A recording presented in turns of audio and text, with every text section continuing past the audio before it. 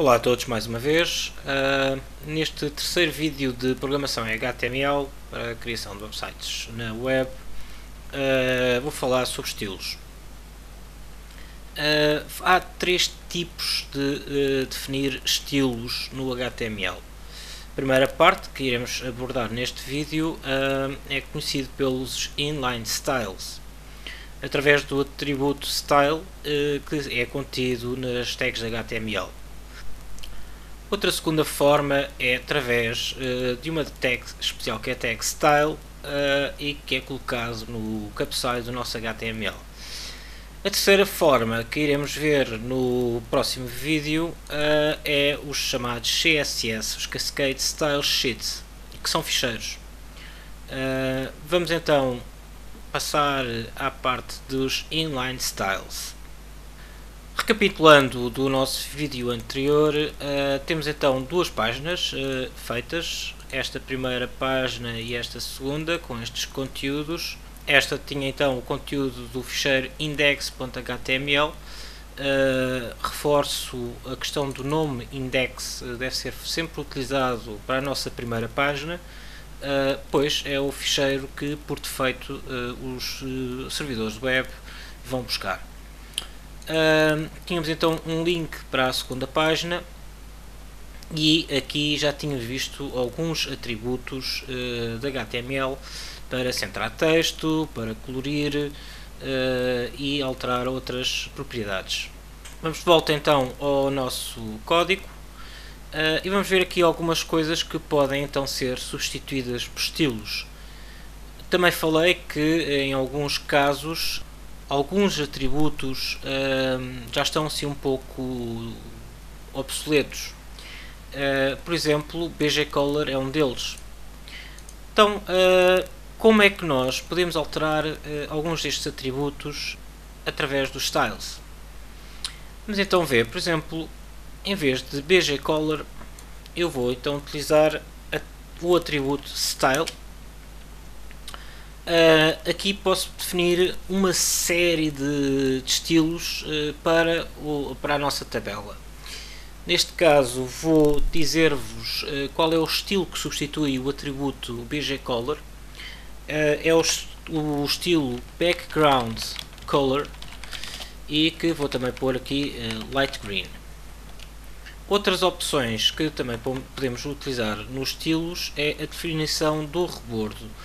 Mas aqui, e daí eu ter referido que o atributo border ainda é algumas vezes usado, vamos ter algumas diferenças. Eu vou propositadamente retirar este atributo border e vou adicionar aos estilos a definição do rebordo. Os estilos podem ser definidos todos num só atributo style. Para tal, dividimos os estilos por ponto e vírgula. E agora vou colocar border 1 px de pixels. Vou dizer que o meu rebordo vai ter um pixel. Mas aqui também posso definir outras coisas. Posso definir, por exemplo, que quero a cor do rebordo a preto, vou pôr black, e ainda o tipo de rebordo que eu quero. Se quero uma linha sólida, se quero o tracejado, eu vou pôr uma linha sólida. Quanto à nossa TR, é a mesma história. Se eu quiser substituir este bgcolor que está aqui por um estilo, eu vou então colocar style background color light blue.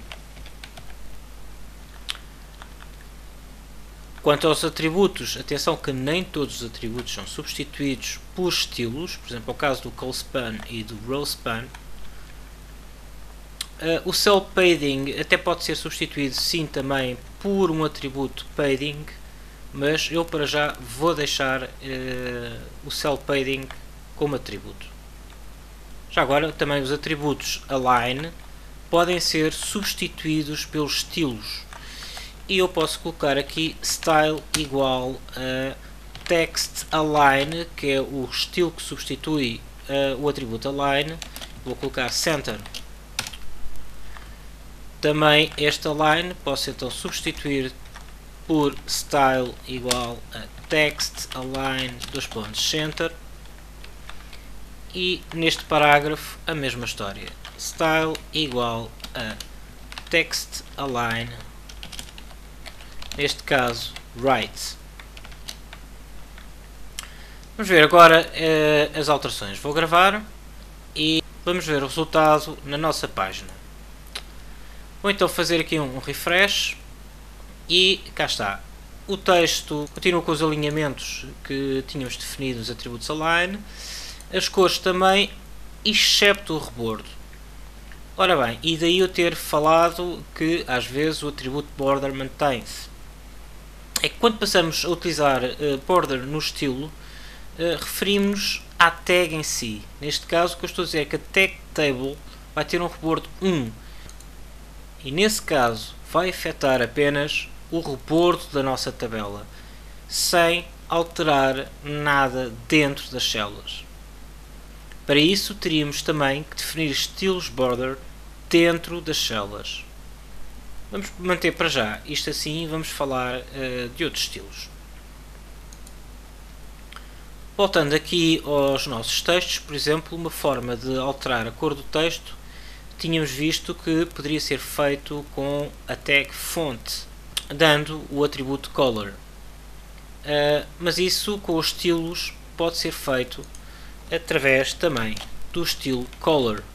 Onde eu posso colocar, por exemplo, para este aspecto, aquele azul tipo marinho, o navy. Posso também, para o H2, definir uma cor e vou colocar novamente aqui um estilo color. Neste caso posso meter, por exemplo, dark green, verde escuro. E para este parágrafo, outra cor também, por exemplo, dark blue. Ora bem, vamos agora ver estas alterações e ver o resultado na nossa página.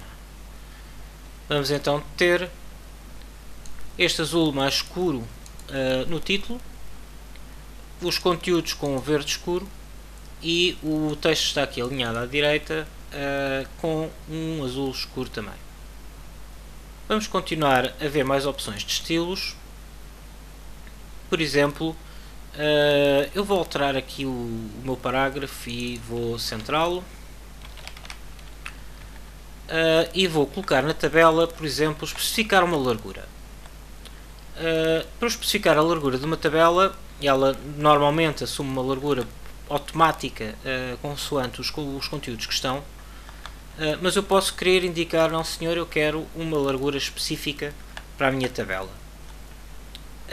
Poderia-se utilizar o atributo width, mas mais uma vez é um atributo que está a ficar obsoleto e, como tal, utilizamos um estilo. Vou então acrescentar aqui, por exemplo, width, 2 pontos, e vou dizer que quero 400 pixels de largura para a minha tabela. Já agora, este valor pode ser dado de forma absoluta, em que eu coloco o número de pixels exatos que eu quero para a largura da minha tabela, mas também pode ser dada de forma relativa, e iremos ver isso a seguir. Vou então gravar. E reparem agora, a nossa página vai ficar com este aspecto. A nossa tabela vai então ficar mais larga. Tem neste momento 400 pixels de largura. E reparem que eu agora vou aqui mexer um pouco com as dimensões da janela e vamos reparar que a largura da tabela mantém-se sempre exata. São 400 pixels. São 400 pixels que estão definidos para a largura da tabela. Outra forma de determinar a largura de uma tabela é de forma relativa. Posso então alterar a largura e indicar que quero 60%. Ora bem, o que é que este 60% vai se referir? Vai se referir à largura total da minha janela. Ou seja, consoante a largura da janela, a minha tabela vai ter 60% dessa largura. Para percebermos melhor, vamos ver o que acontece na página. Portanto, neste momento vou refrescar, a minha tabela aumentou, ela neste momento está com 60% da largura total do meu browser. Se eu agora começar a alterar a largura da minha janela, vamos vendo que a tabela vai diminuindo de tamanho. Porquê? Porque o seu tamanho foi dado como 60% da largura total da página. Vamos voltar a pôr isto ao nosso tamanho. E agora eu posso também querer especificar as larguras das minhas colunas. Para tal, utilizo a tag TD. E basta utilizar a tag TD da primeira linha. Neste caso, como temos aqui um col-span, não convém ser nesta primeira linha, será então na primeira linha que tem 2 TDs. E vou aqui colocar, por exemplo, então style igual a width e vou especificar que quero esta como 25% da largura da tabela.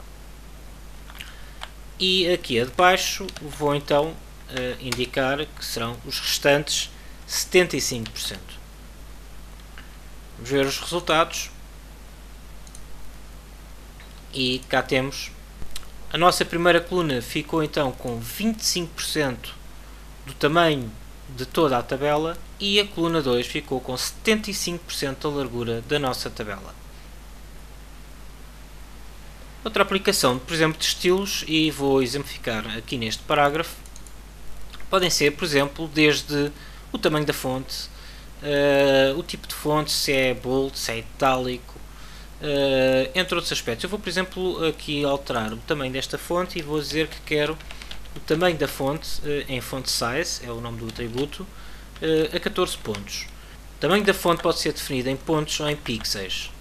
Eu neste caso estou a utilizar os pontos, por isso utilizo pt. E também vou colocar, por exemplo, font weight bold. Isto vai permitir pôr então o meu texto a bold. Vamos então gravar e mais uma vez ver o resultado. Tenho então o meu texto um bocadinho maior, com fonte a 14 pontos, e está também a bold. Agora a questão que podem de facto colocar é: e se eu quiser apenas alterar uma parte do meu texto? Ou seja, por exemplo, se eu quiser pôr conteúdo itálico e segundo, por exemplo, sublinhado, e conteúdo a bold, e o resto normal. Bom, nesse caso não podemos utilizar o inline style da tag P, porque isso vai afetar todo o conteúdo do parágrafo. Voltamos então sim a utilizar outras tags e outros atributos. Por exemplo, se eu quiser afetar apenas, por exemplo, conteúdo e pôr conteúdo bold, utilizo a tag B e /P, claro, de bold. Também há a tag strong, mas eu sinceramente prefiro continuar a utilizar esta. Se eu quiser pôr, por exemplo, então segunda itálico, tenho a tag I, italic e /I. Também pode ser utilizado pela tag EM de emote, mas eu, mais uma vez, prefiro utilizar esta I, que se escreve de uma forma mais simples. E agora o underline pode ser colocado então com a tag U/U, é que vai colocar o meu conteúdo sublinhado. Vamos ver as alterações e voltamos aqui à nossa página e reparemos então que tenho conteúdo a bold, segundo itálico e este outro conteúdo a sublinhado. Agora, por exemplo, se eu quisesse afetar apenas a cor de uma determinada parte do meu texto, por exemplo aqui segundo conteúdo, também teríamos que utilizar, como já exemplifiquei no outro vídeo, a tag font. Vou tirar daqui então este color dark blue e vamos então colocar a tag font. Eu vou, neste caso até vou escolher outra cor, vou agora por exemplo pôr um verde normal. E obviamente no final da parte que eu quero alterar a cor coloco o /font. Vamos gravar e ver então o resultado. Tenho então esta outra parte com outra cor. Agora eu poderia já começar aqui a falar de outros tantos estilos, mas sinceramente podemos ir falando deles à medida que vamos apresentando outras formas de estilos. E como tal, acontece o seguinte, reparem que se eu agora quisesse que todos os meus parágrafos tivessem sempre este estilo, com este alinhamento de texto, com esta cor e com estes tamanhos e a bold, eu teria que estar a repetir em todas as tags P este estilo. Ora, isso não é muito simpático. Então, além destes inline styles, eu posso também definir estilos numa tag style. Ora, para tal, tenho que vir ao cabeçalho da minha página e colocar então uma tag style. Dentro então da minha tag style vou definir então alguns estilos que quero para determinadas tags. Por exemplo, neste caso eu posso agora querer dizer que quero que das minhas tags P, e utilizamos umas chavetazinhas, passem a ter os seguintes estilos. Eu vou copiar o texto que tenho aqui, fazer aqui um cut, apagar aqui este style e colocá-lo aqui. Reparem que nós podemos deixar o texto todo corrido, mas normalmente nestes casos costumamos pôr cada estilo numa linha diferente. Eu vou então fazer isso. Não é obrigatório ponto e vírgula no último, mas eu costumo colocar e acho que aconselho-vos de facto a fazerem isso, porque se começarem aqui a acrescentar mais estilos e alterarem estilos e por aí fora, pode acontecer que se esqueçam do ponto e vírgula no que seria o último estilo definido, e isso depois vai dar problemas.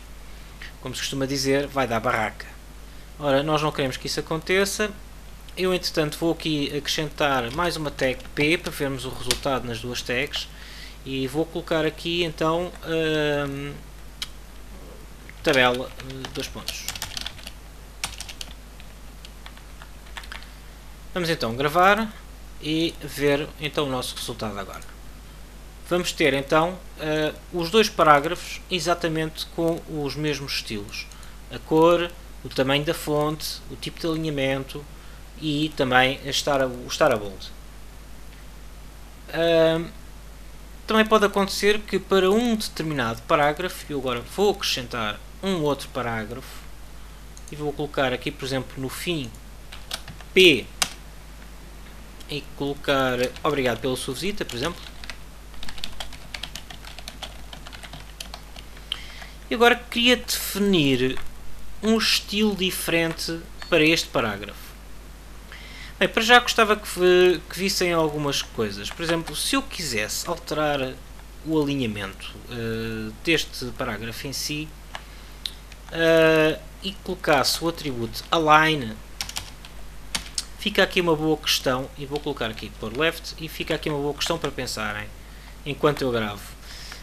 Será que vai alterar o alinhamento do parágrafo? Vamos ver. Vamos então fazer refresh e vamos ver aqui o parágrafo em baixo, e reparem que não alterou o alinhamento. E isto porquê? É que os estilos sobrepõem-se aos atributos das tags. Se eu tenho no estilo que o alinhamento do texto é centrado, não vai ser uma propriedade align a alterar o alinhamento do meu texto. Então, nesse caso, eu teria que utilizar também uma tag style inline. Nesse caso, sim, teria a dar uma exceção a este parágrafo, por então text align os pontos left. Então, ver o resultado, e agora sim o alinhamento do nosso texto mudou para a esquerda. Posso então alterar outras formatações com o inline style. Mas imaginem que por acaso eu teria um conjunto de P's extras, por exemplo uma parte de rodapé, que eu queria que tivessem um formato diferente dos outros parágrafos, tivessem atributos diferentes. Ora bem, nesse caso, mais uma vez, teria que andar a replicar o inline style ao longo de todos os outros P's. Ora bem, eu posso então criar aqui, e vamos introduzir uma nova noção nos estilos, e que se define apenas, precisamente, dentro das tags style. Vou então colocar um p.footer, que já passo a explicar o que é, e as minhas chavetas, e colocar então, por exemplo, text align left, color que também vamos dar aqui outra cor, e vamos, por exemplo, um blue, um azul normal, e vou pôr, por exemplo, um font size mais pequeno, 12 pontos. Ora bem, este footer que aqui está é chamada uma classe de estilo. E como é que eu aplico isso às minhas tags? Muito simples, com um novo atributo, que é o atributo classe. Eu vou dizer então que este parágrafo pertence à classe footer. Vamos então gravar e ver o resultado. Cá está, um azul diferente, o texto alinhado à esquerda, fonte mais pequena, e para este P em especial, que está definido pela classe footer. Isto vai-me dar aqui uma grande vantagem, quer dizer que eu posso definir vários estilos para parágrafos diferentes utilizando classes. Quem diz uma classe footer poderia criar, por exemplo, uma classe header ou outro tipo de classe qualquer. E o mesmo aplica-se a qualquer outro tipo de tags. Outros estilos que podem ter algum interesse, e posso ir falando deles, é, por exemplo, imaginem que eu quero ter o meu parágrafo com uma determinada indentação, ou seja, começar o meu texto com um alinhamento sem ser propriamente encostado ao canto da janela. Então eu posso criar isso com um text ident e vou definir, por exemplo, que quero 20 pixels.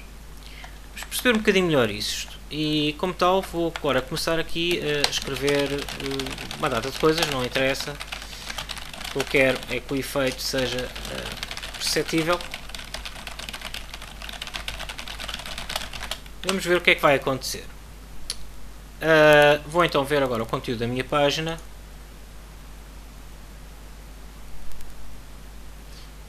Parece que ainda tenho que escrever mais qualquer coisa.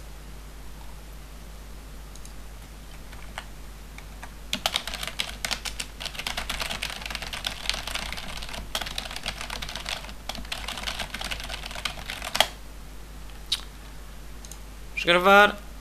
Vamos aqui fazer então um refresh e reparem, eu tenho o meu parágrafo com uma indentação, ou seja, eu podia escrever agora um texto por aqui abaixo em que e adicionar em vários footers desde que utilizasse a classe footer, e reparem que o que acontece é que no início do parágrafo tenho então uma indentação de 20 pixels.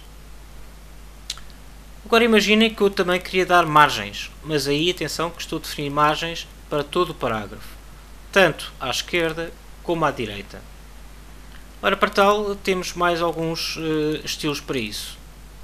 Eu posso definir então, por exemplo, margin left e, por exemplo, colocar aqui 40 pixels, margin right e colocar outros 40 pixels. Vamos gravar e vamos ver agora o resultado. Cá está. Agora temos uma margem de 40 pixels à esquerda e à direita do meu texto, mas reparem que a indentação mantém-se com estes 20 pixels para a primeira linha do parágrafo. Também posso definir a margem de topo e a margem de baixo. Convém então salientar uma coisa. Alguns estilos podem ser definidos em separado, ou seja, neste caso defini a margem para o lado esquerdo e a margem para o lado direito, mas posso também concentrar tudo num só estilo margin. Então, neste caso, ou das duas uma, ou coloco um valor que há de representar todas as margens, ou então coloco um valor e a ordem, olhando para o sentido do ponteiro dos relógios, começamos, por exemplo, pelo meio-dia, que é o topo, e posso colocar, por exemplo, aqui, para notar-se de forma mais exata, 80 pixels. Depois, então, neste caso, será a margem da direita que vou colocar 40 pixels. A margem de baixo, que aqui é irrelevante, eu vou colocar 0 pixels. e a margem da esquerda vamos colocar, por exemplo, 100 pixels. E vamos então ver os resultados da margem para a parte de cima, o lado direito, a parte de baixo e o lado esquerdo. Vou gravar e vamos então ver o que se passa. Cá está, para cima tenho esta margem de 80 pixels, à direita uma margem de 40 pixels, em baixo não dei nenhuma, porque também é irrelevante, não temos cá conteúdos, e do lado esquerdo 100 pixels.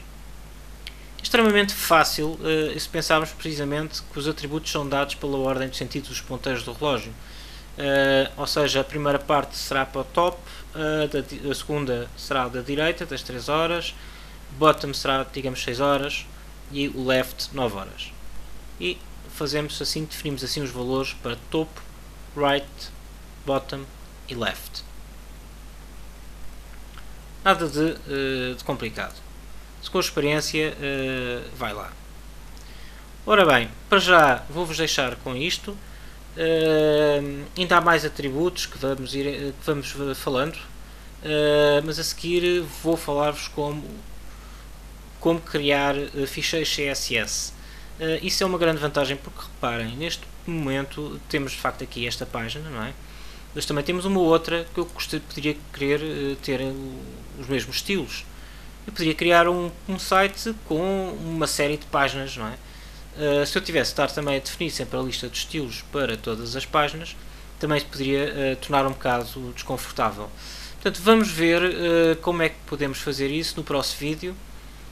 Para já agradeço-vos então mais uma vez terem visto este vídeo, agradeço então que deixem os vossos comentários, se tiverem interesse então subscrevam o canal e para mais informações podem também consultar o meu site www.cmmps.me.